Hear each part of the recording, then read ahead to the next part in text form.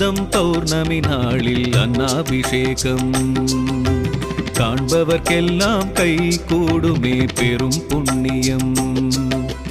உடலை செய்து உயிரை தந்து உணவையும் தந்த உத்தமனாம். உடலை செய்து உயிரை தந்து உணவையும் தந்த உத்தமனாம்.